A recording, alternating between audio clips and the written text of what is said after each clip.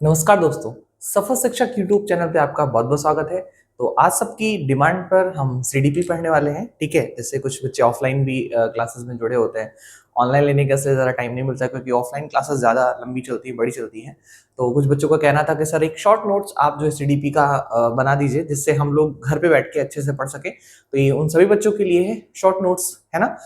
एक तरह से पूरी सीडीपी हम लोग खत्म करने की कोशिश करेंगे 2-3 वीडियो में हमारी पूरी की पूरी जो सीडीपी है वो खत्म हो जाए, ठीक है। आप लोगों का सपोर्ट चाहिए, कीप सपोर्टिंग।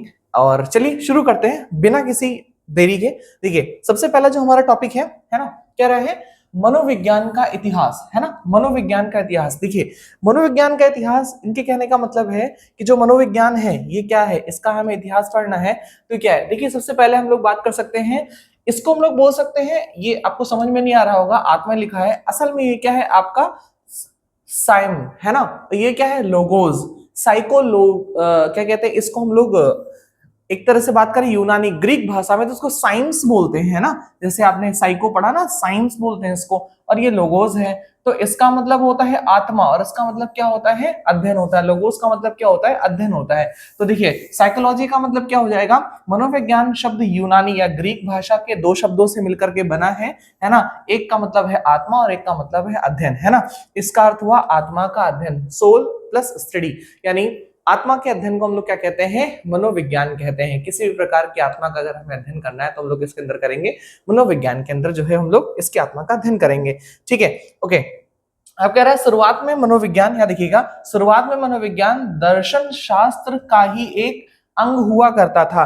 दर्शन शास्त्र का एक अंग हुआ करता था, बाद में जो है इसको हम लोगों ने आत्मा का अध्ययन जो है वो नाम दे दिया, ठीक है। आ जाइए बातचीत करते हैं यहाँ पर। हाँ देखिए सबसे पहला टॉपिक हमारा क्या है कि सबसे, इसको हम लोग क्या कहते हैं, आत्मा का विज्ञान, साइंस ऑफ सोल कहते हैं।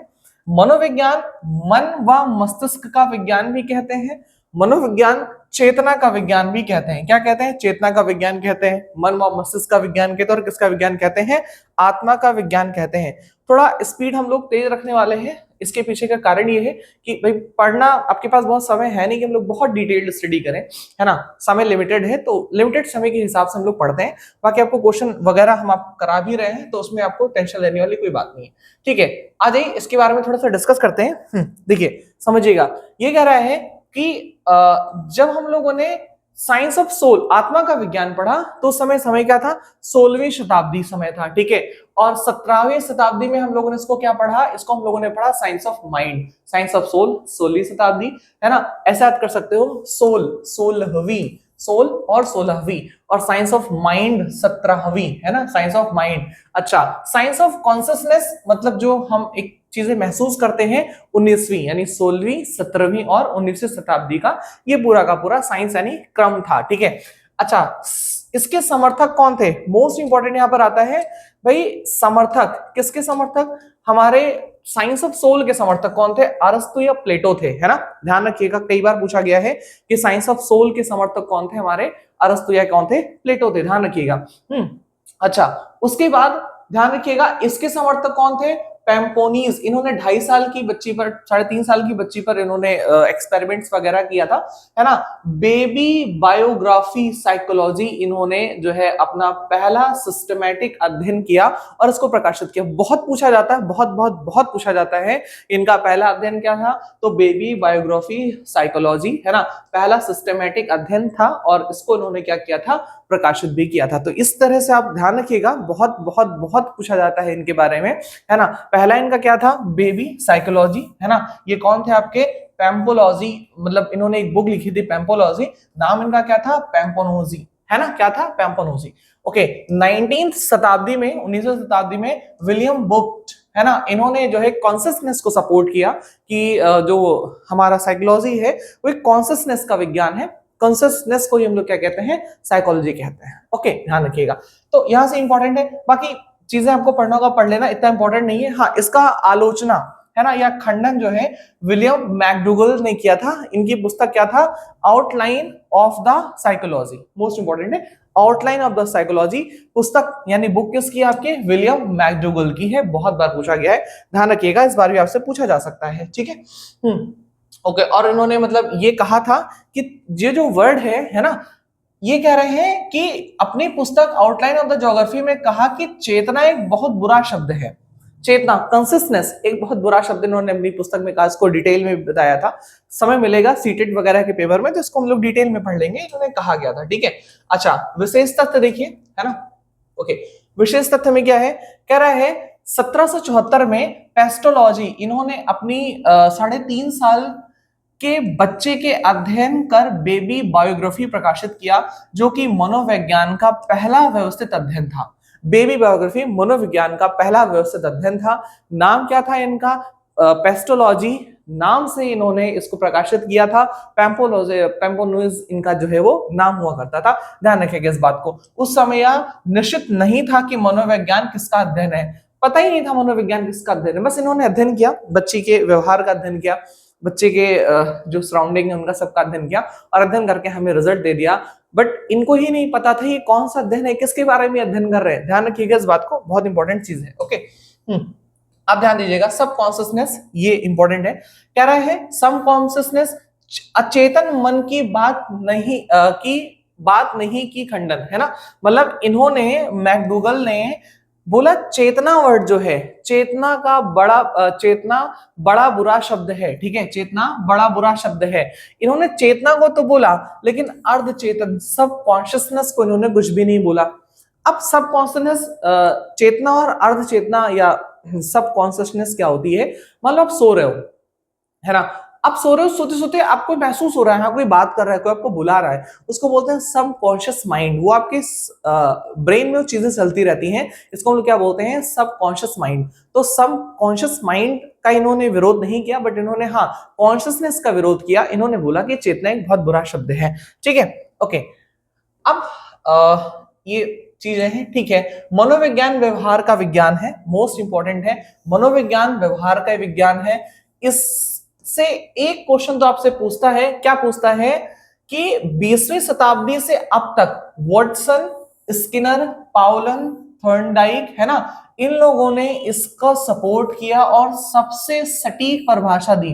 किसने किसने दिया, देखिए सब लिखा हुआ है यहाँ पर, क्या लिखा हुआ है, वॉटसन, स्किनर, पाउलन, थॉर्नडाइक, है ना, और ये सब जो है वो इन्होंने बिल्कुल से बिल्कुल सटीक एग्जांपल दिया। ये पेड बैच के जो हम लोग ऑफलाइन वगैरह बैच लेते हैं, ये उनके पीडीएफ, शॉर्ट पीडीएफ बनाए जाते हैं, लॉन्ग पीडीएफ भी हैं, बट उनको पढ़ने के लिए समय हमारे पास नहीं है। अच्छा खासा ही पीडीएफ अगर आप कहीं ऐसे बाई करोगे तो 400-500 रुपए मुझे लग रहा है ये बुक के फॉर्म में आपको देंगे, 400-500 रुपए का देगा, ठीक है। तो ये चीजें जो लिखी हैं, अब यहाँ पे देखिएगा, है ना, बी स्किनर लिखा हुआ है, बी वॉटसन, अभी याद करने की ट्रिक के साथ जो है इनको लिखा गया है। बट अभी हमारे पास जो भी क्वेश्चन वगैरह लगाएंगे उनमें हम लोग ट्रिक देखते रहेंगे, बाकी अगर ऐसे ट्रिक देखेंगे तो पूरा पीडीएफ ट्रिक से भरा हुआ है, ठीक है, तो इसलिए थोड़ा सा अवॉइड करेंगे, ठीक है। ये फोटोज वगैरह, फोटोज इनकी देख सकते हैं, है ना। वॉटसन, स्किनर, पाउलन, थॉर्नडाइक, है ना, इन्होंने क्या किया, सबसे सटीक मनोविज्ञान की जो है वो परिभाषा दी, है ना। पहले अपनी आत्मा, ध्यान रखिएगा क्या कहा, पहले अपनी आत्मा, फिर मन व मस्तिष्क व चेतना को छोड़ा और अब व्यवहार को अपनाना ही है। ये किसने कहा था, वुडवर्थ ने कहा था, ठीक है। ध्यान रखिएगा, वुडवर्थ की ही हम लोगों के सिलेबस में क्या कहते हैं परिभाषा है। तो अगर कहीं भी मनोविज्ञान की परिभाषा कुछ आती है कि पहले अपनी आत्मा, फिर मन, फिर मस्तिष्क, फिर चेतना, ये सब, तो आप वहां सीधे सीधे वुडवर्थ लगा दीजिएगा। ये वुडवर्थ ही हमारे सिलेबस के अंदर जो है वो दे रखा है, ठीक है। ओके ओके, मनोविज्ञान के संप्रदाय, मोस्ट मोस्ट मोस्ट इंपॉर्टेंट है schools of the psychology. Schools of the psychology most important है मनोविज्ञान के संप्रदाय। सबसे पहला है स्ट्रक्टिज्म या संरचनावाद, है ना, संरचनावाद है। दूसरा है आपका फंक्शनलिज्म यानी प्रकार्यवाद। स्ट्रक्टिज्म एंड फंक्शनलिज्म, प्रकारवाद और क्या है, संभावनावाद, ठीक है, संरचनावाद, माफ कीजिएगा, संरचनावाद।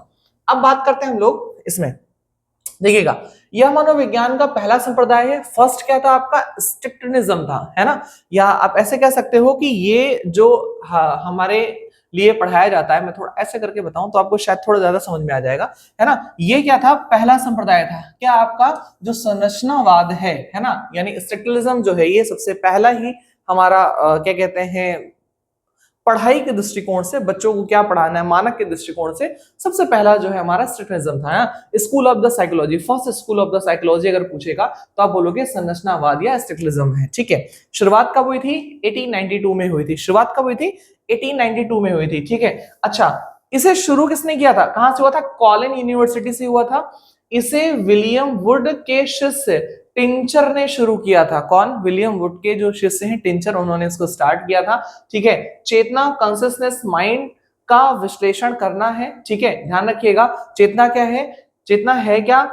अंतर्निरीक्षण, ध्यान रखिएगा यहाँ पर इंपॉर्टेंट है, यहाँ पर विधि है अंतर्निरीक्षण करके, अंतर्निरीक्षण मतलब सेल्फ कॉन्शियसनेस, अंतर्निरीक्षण करके है ना चेतना का विश्लेषण करना ही इसकी मान्यता है।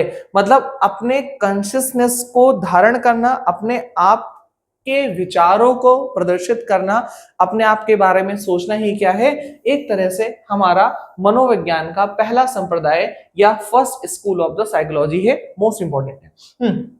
यहां पर देखना प्रकारवाद क्या कह रहा है, मुख्य विचार क्या था? चेतना किस तरह का कार्य करती है, प्रकार कार्य प्रकार किस तरह का कार्य करती है चेतना, ये प्रकारवाद आएगा। और आपका मन वातावरण के साथ कैसे समायोजन करता है, यानी आपका मन जो है ये वातावरण के साथ किस प्रकार से है, आपने किस प्रकार से अपने आप को ढाल रखा है, किस प्रकार से सारी चीजें चलती हैं, ये कौन बताता है? प्रकारवाद बताता है। ठीक है, ध्यान रखिएगा इसके समर्थक मोस्ट इंपॉर्टेंट है विलियम जेम्स, जॉन डिग्बी और एंजल, है ना, एंजल डिग्बी और जेम्स, एंजल डिग्बी और जेम्स, इन्होंने इसको जो है वो सपोर्ट किया था, प्रकारवाद को सपोर्ट किया था। जबकि first school of the psychology कौन था आपका? संरचनावाद या स्ट्रक्चरलिज्म था। ठीक है, किसी भी चीज का स्ट्रक्चर पहले बनता है, इस बात को ध्यान रखिएगा। अगला मोस्ट मोस्ट मोस्ट इंपॉर्टेंट है, क्या है आपका? बिहेवियरिज्म, व्यवहारवाद, बिहेवियरिज्म। भैया ये हमारे वॉटसन साहब हैं। वॉटसन साहब ने बोला कि आप मुझे दर्जन भर बच्चे ला करके दे दो, 1 दर्जन 12 बच्चे ला करके दे दो, और तुम जो बताओगे, किसी को बोलना इंजीनियर बना दें, किसी को बोलना चोर बना दें, किसी को बोलना कुछ बना दें, मैं बना के दिखा दूंगा। है, इन्होंने बोला कुछ नहीं होता है, खाली व्यवहार होता है, वातावरण होता है। आप जिस बच्चे को जिस प्रकार का व्यवहार दे दोगे, जिस प्रकार के वातावरण में उसको रखोगे, उसका व्यवहार, उसकी सोच, उसकी मानसिक क्षमता उस हिसाब से जो है वो बनती है। ठीक है, तो इन्होंने साफ साफ बताया कि भैया मुझे 12 बच्चे ला करके दे 2 दर्जन, तुम बोलो डॉक्टर, इंजीनियर, सिपाही, जो कुछ भी है मैं बना दूं। बेटा ये कथन पूछा जाता है, ये किसका कथन है? हमारे वॉटसन भाई साहब का कथन है। किसका कथन है? हमारे वॉटसन भाई साहब का कथन है, ध्यान रखिएगा, है ना। तो इनकी शुरुआत 1913 में जेबी वॉटसन ने की थी। मुख्य विचार थे केवल व्यवहार का ही वस्तुनिष्ठ अध्ययन किया जा सकता है, बच्चे के व्यवहार का ही अध्ययन किया जा सकता है। जैसे घर का जैसा माहौल होगा वैसे ही बच्चा भी तो व्यवहार करेगा, कहीं बाहर गया, कहीं भी गया, तो जैसे हमारे घर का माहौल है एज इट इज हमारा बच्चा जो है उस तरह से व्यवहार करेगा। ठीक है, ओके, फिर क्या रहा है यहाँ पर इनके कथन है, तो कथन देख लीजिएगा कि मुझे दर्जन में बच्चे ला करके दो, जो कहो मैं वो बना दूंगा। ठीक है, अच्छा मनोविश्लेषण, यानी आपका क्या है? साइको एनालिसिस, साइको एनालिसिस, इसमें क्या कहता है?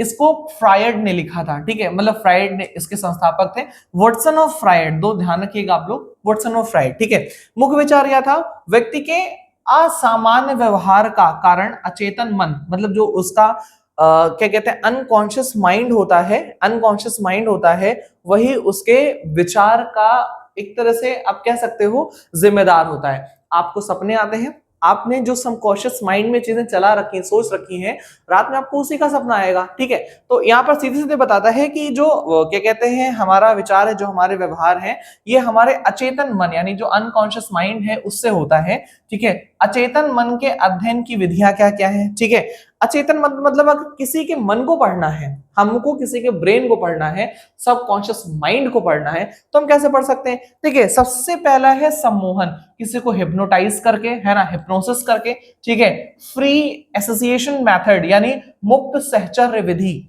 मतलब उससे व्यवहार करके, बातचीत करके, प्रेम से व्यवहार करके उसके बारे में हम लोग जान सकते हैं, मुख्य सहचर्य विधि, है ना। स्वप्न व्याख्यान, मतलब उसका जो ड्रीम है उसके बारे में सुनना समझना, तो ये हमारे एक तरह से उसके बारे में हम लोग समझ सकते हैं साइकोलॉजिकली, है ना, स्वप्न व्याख्यान। अच्छा, इनकी बुक क्या थी? इंटरप्रिटेशन ऑफ ड्रीम, है ना, इंटरप्रिटेशन ऑफ ड्रीम इंपॉर्टेंट है, लगा लो भैया।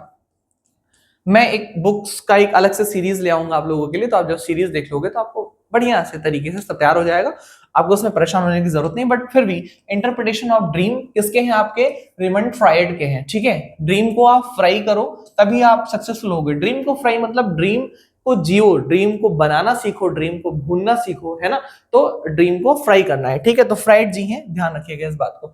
अच्छा, इसमें भैया वाटसन ही सपोर्टर थे, जाहिर सी बात है बिहेवियरिज्म के वाटसन सपोर्टर थे। स्किनर बहुत बड़ा नाम है, अभी आगे आएंगे, है ना। स्किनर, फिर क्रोकरो, है ना, क्या है आपके क्रोकरो। हेरिडिटी से ज्यादा इन्वायरमेंट आपके व्यवहार को प्रभावित करता है, बिल्कुल। हेरिडिटी तो प्रभावित करती ही करती है, बट जो क्या कहते हैं हमारा वातावरण है वो ज्यादा व्यवहार को हमारे प्रभावित करता है। अगर आप एक बहुत ही मतलब ऐसे माहौल में रहते हो जहाँ पे सब एकदम से टाइट एकदम तरीके से रहते हैं, लड़ाई करने पे उतारू रहते हैं, चच्चा विधायक है, आपका भी व्यवहार ऐसा हो, कोई कुछ बोलेगा तो बोलोगे चच्चा विधायक है, पटक के मारूंगा, ठीक है। तो जो हमारा वातावरण है वो ही हमारे मतलब चारों तरफ को एक तरह से डिसाइड करता है। जैसे मान लो जैसा अध्यापक, बिल्कुल बच्चे उसकी तरह, अगर अध्यापक बहुत ही लीनियंट है, बहुत ही क्या कहते हैं जेंटल है, उसके बच्चे भी लीनियंट और जेंटल होते हैं। अगर अध्यापक थोड़ा सा भी रूडली है, क्रूल है, या वैसे बोल सकते हो बहुत ज्यादा मतलब बोलते नहीं कि बहुत एटीट्यूड वाला है, बच्चे भी उसके बिल्कुल वैसे same to same ditto copy होते हैं। ये व्यवहार जो है हमारे वातावरण से आता है। आगे है मानवतावाद, ह्यूमनिस्टिक। ह्यूमनिस्टिक में क्या कहता है? कार्ल रोजर, इसके जो समर्थक के कार्ल रोजर थे, ठीक है, और मॉस्लो जी थे, ठीक है। कार्ल रोजर और मॉस्लो जी थे। इनका विचार क्या था? प्रत्येक व्यक्ति को सेल्फ, ध्यान रखिएगा, प्रत्येक व्यक्ति को सेल्फ एक्चुअलाइजेशन यानी आत्म सिद्धि का मौका मिलना चाहिए, है ना। प्रत्येक व्यक्ति खुशहाल जीवन व्यतीत करे। तो फिलहाल मानवतावाद में खुद के बारे में बात हो रही है कि अगर मानव है तो यार खुद एक्चुअलिज्म खुद होना चाहिए, खुद के बारे में आपको सोचना चाहिए, समय मिलना चाहिए आपको, ठीक है। गेस्टाल्ट मनोविज्ञान मोस्ट इंपॉर्टेंट है 1912 में। देखो नाम दे रखा है इसलिए नाम से इंपॉर्टेंट है गेस्टाल्ट, ठीक है। इसको कौन था? मैक्स वर्दीमर, इसके जो संस्थापक थे मैक्स वर्दीमर थे। गेस्टाल्ट है तो गेस्टाल्ट ऑप्शन में देगा संस्थापक में, लेकिन गेस्टाल्ट संस्थापक नहीं थे। कौन थे? वर्दीमर थे। सह संस्थापक कौन थे?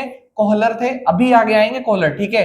कोहलर याद रखो, बाकी और की जरूरत नहीं। कोहलर बोलोगे तो गेस्टाल्ट मनोविज्ञान के संस्थापक, सह संस्थापक में से एक हुआ करते थे, ठीक है। देखिए गेस्टाल्ट एक क्या कहते हैं जर्मन शब्द है जिसका अर्थ होता है संपूर्ण, कंप्लीट, है ना। इसको हम लोग क्या बोलते हैं? कंप्लीट, जिससे इसमें बना हुआ है सेब। अब सेब का ये वाला जो पार्ट है ना, ये तो यहाँ पर ये देखो एक पार्ट हिस्सा निकाल इसको लगा देंगे तो कंप्लीट हो जाएगा। ऐसे बालक का जो जीवन होता है उसमें शिक्षा इस अलग निकले हुए सेब के पार्ट के जैसे होती है। अगर शिक्षा उस बालक को मिल जाए तो उसका जीवन पूर्ण और परिपूर्ण हो जाता है। शिक्षा नहीं मिलती है तो उसका जीवन बिल्कुल वैसे ही कटे सेब की तरह पूरे जीवन वो बेचारा स्ट्रगल जो है वो करता रहता है। गेस्टाल्ट जी ने मतलब गेस्टाल्ट वर्ड का यही मतलब है यहाँ पर कि शिक्षा बालक के जीवन को पूर्ण और परिपूर्ण करने के लिए जिम्मेदार है। हाँ जी, ओके, आगे चलते हैं। संज्ञानात्मक, कॉग्निटिव मोस्ट इंपॉर्टेंट है। कॉग्निटिव क्या रहे? समर्थक कौन थे? ब्रूनर, जॉन मिलर, है ना। इसके समर्थक थे ब्रूनर और जॉन मिलर। ऐसे बेटा रचनावादी है या निर्मितवादी है ना। इसको हम लोग क्या बोलते हैं? कंस्ट्रक्टिविज्म। बच्चे सक्रिय रहकर अपने ज्ञान का निर्माण स्वयं करते हैं। जाहिर सी बात है बच्चे सक्रिय रहकर अपने ज्ञान का निर्माण करते हैं। बच्चे अगर सक्रिय नहीं है, निष्क्रिय है, तो जाहिर सी बात उनका ज्ञान ना किसी काम का नहीं आएगा। आप बहुत ज्ञान है, टेस्ट लिया जाए आपके नंबर ना आए, क्या मतलब ऐसे ज्ञान का, है ना। आपसे कोई पूछ ही जाए, आपको पता है अफसर नीचे कर लो, मैं नहीं बताऊंगा, ऐसा ज्ञान शून्य बराबर है ना। ऐसा ज्ञान बिल्कुल भी नहीं होना चाहिए, ठीक है। अच्छा, अब देखो रचनावादी या कंस्ट्रक्टिविज्म, वाइगोत्स्की बहुत बड़ा नाम है, ठीक है। सामाजिक रचनावादी इनको कहते हैं, जीन पियाजे, है ना। ये इनको हम लोग अभी आगे चल करके पढ़ेंगे, सबके बारे में पढ़ेंगे, तो ध्यान रखिएगा।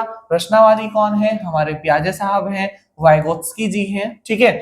और अगर हम लोग बात करें संज्ञानात्मक की तो कौन है? ब्रूनर जी हैं, ठीक है, इंपॉर्टेंट है। ओके, मनोविज्ञान के क्षेत्र, डोमेन ऑफ द साइकोलॉजी, मनोविज्ञान के क्षेत्र देखिए, सबसे पहले गर्भावस्था, प्रेगनेंसी, फिर उसके बाद शैशवावस्था, इन्फेंसी, फिर है बाल्यावस्था, है ना, इसको हम लोग बोलते हैं चाइल्डहुड, फिर आता है एडोलसेंस यानी किशोरावस्था, फिर आता है एडल्ट यानी एडल्टहुड, प्रौढ़ावस्था, और उसके बाद क्या आता है? हमारी ओल्ड एज, है ना, यानी वृद्धावस्था आ जाती है। ठीक है, तो ध्यान रखिएगा क्या है यहाँ पर हमारा ये सीन है। अब देखो इसको याद करने की ट्रिक आप कैसे याद कर सकते हो, है ना, मतलब एक मैं तो अपने हिसाब से बना रहा हूं, आप भी अपने हिसाब से बना सकते हो।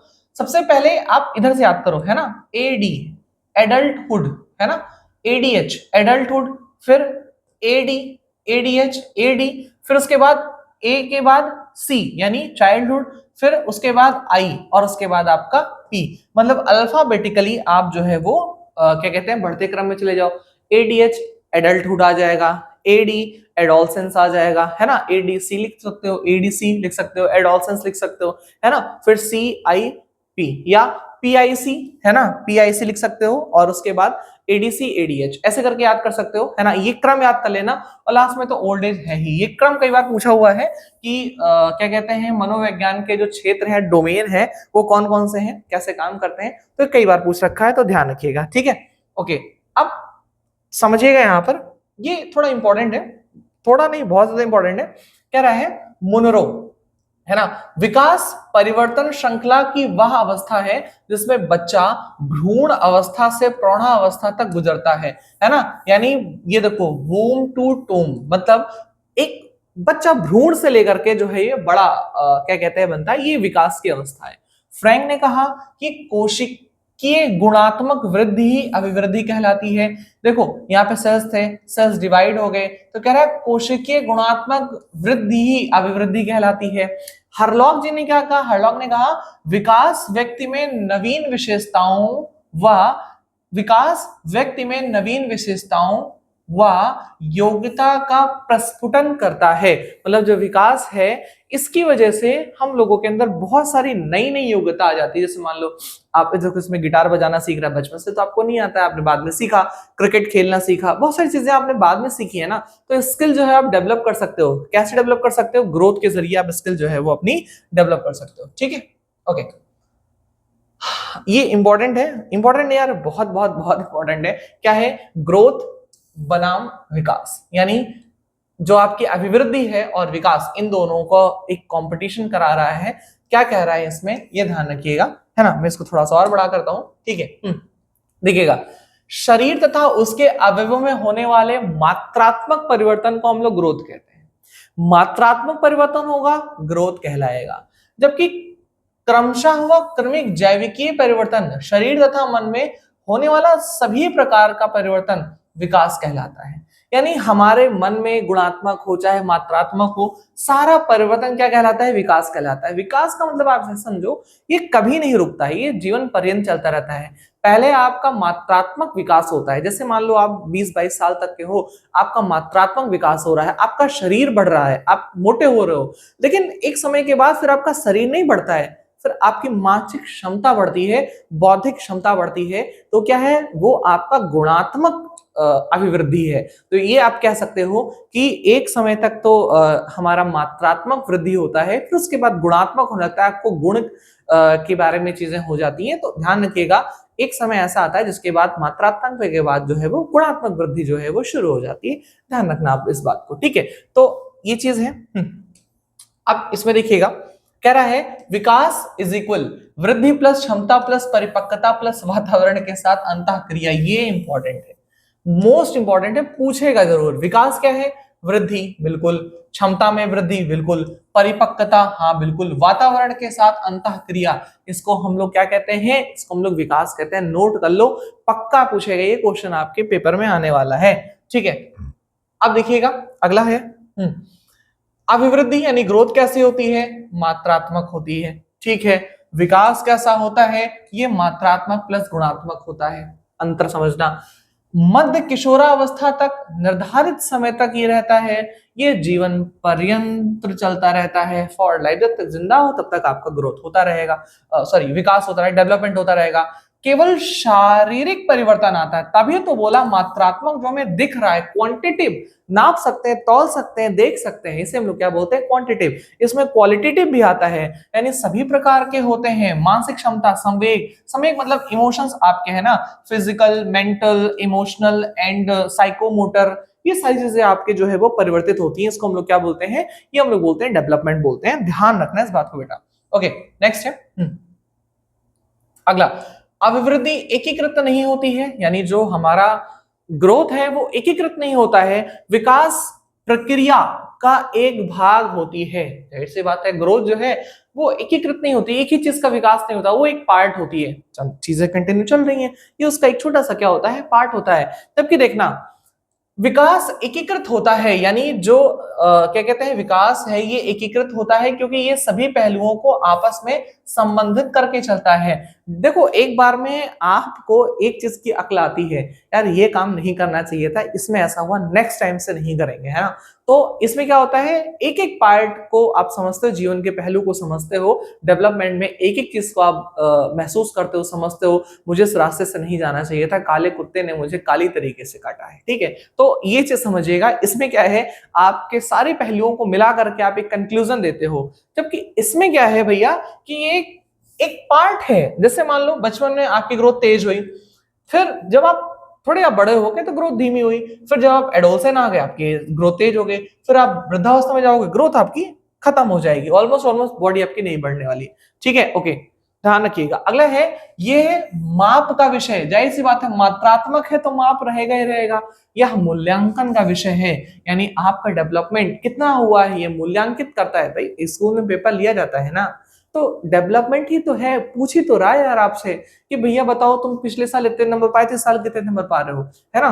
दिस इज द, आप ऐसे बोल सकते हो कि ये एक तरह से हमारा मापन है, हमारी क्षमता को मापना है पेपर, है ना। तो आप ऐसे बोल सकते हो कि ये एक तरह से क्या है, एवोल्यूशंस को जो है, मतलब हमारा है वो एवेल्युएट करता है, हमारे एवोल्यूशंस को एवेल्युएट करता है कि भैया हमने कितने नंबर पाए थे, हमने कितने नंबर पाए हैं, ठीक है, ध्यान रखिएगा।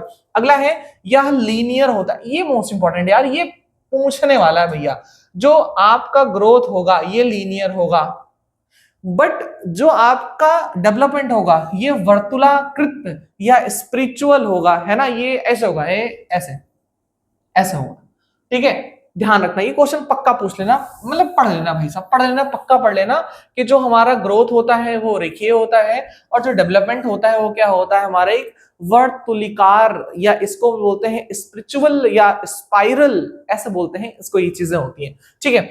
अभिवृद्धि को प्रत्यक्ष देखा जा सकता है, यार शरीर बढ़ेगा तो देखेगा, बोलते हैं अरे तुम तो इतने लंबे हो गए हैं। अभिवृद्धि को हम लोग देख सकते हैं, जबकि विकास केवल अनुभव किया जा सकता है। यार वो कितनी अच्छी गाड़ी चलाता है, मैं उसके साथ गया था, पता ही नहीं चला कि वो गाड़ी चला रहा है, पता लगा नाव चला रहा है पानी पे, समझ रहे हो। तो ये क्या है, ये अनुभव कर सकते हो, जबकि ये क्या है, आप इस चीजों को जो है वो देख सकते हो, महसूस कर सकते हो, ठीक है। ओके, नेक्स्ट है बाल विकास के सिद्धांत, मोस्ट इंपॉर्टेंट है ना। बाल विकास के सिद्धांत में दो चार चीजें हैं, वो हमें बहुत अच्छी तरीके से पढ़नी पड़ेंगी, है ना। चलिए देखते हैं बाल विकास के सिद्धांत में।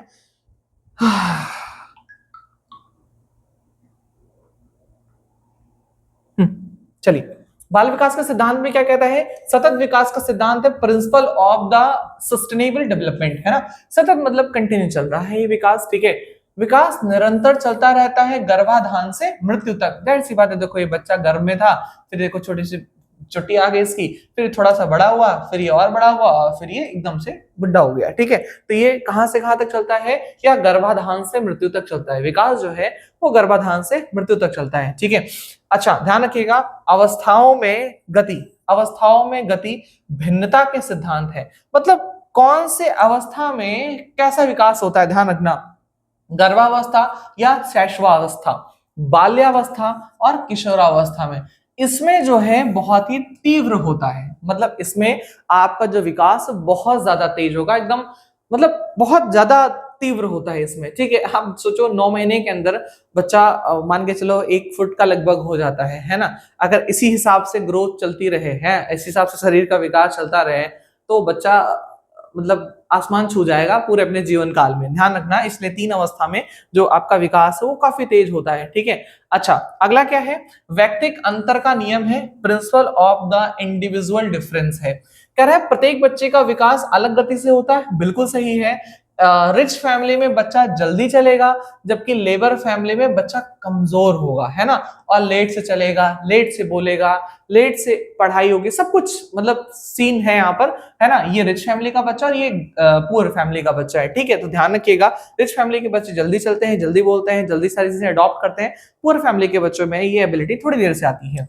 विकास का अनियंत्रित सिद्धांत, इसमें क्या है, चरण स्टेज वाले सिद्धांत, ध्यान रखिएगा।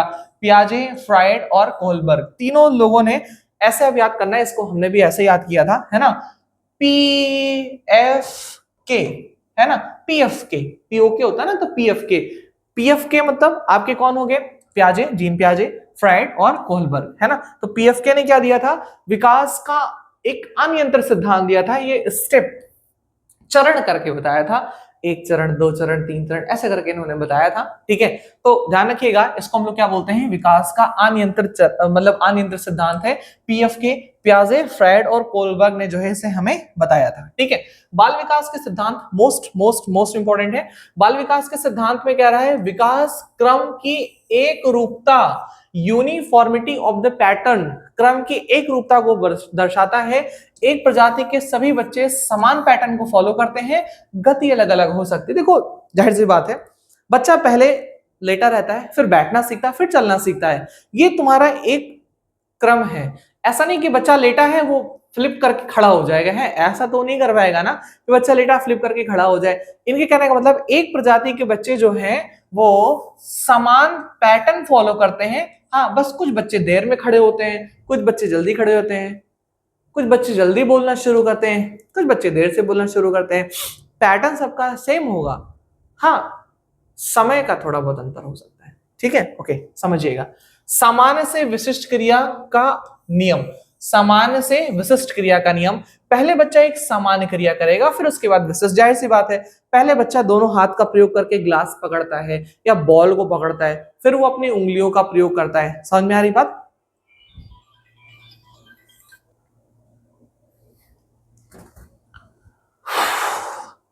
ठीक है, तो हाथ लगा करके चीजों को पकड़ेगा, है ना। बाकी जो चीजें बची हुई है हम लोग खत्म करेंगे, थोड़ा इंपॉर्टेंट काम है, मुझे जाना पड़ेगा, ठीक है। अब देखिएगा वीडियो, जैसा भी होगा आप बताइएगा बिल्कुल। और पूरी CDP हम लोग खत्म करेंगे, मुझे लग रहा है 1-2 वीडियोस और लगेंगी, पूरी CDP हम लोग खत्म करेंगे शिद्दत के साथ। तब तक के लिए नमस्कार, ध्यान रखें एंड सपोर्ट अस। नमस्कार।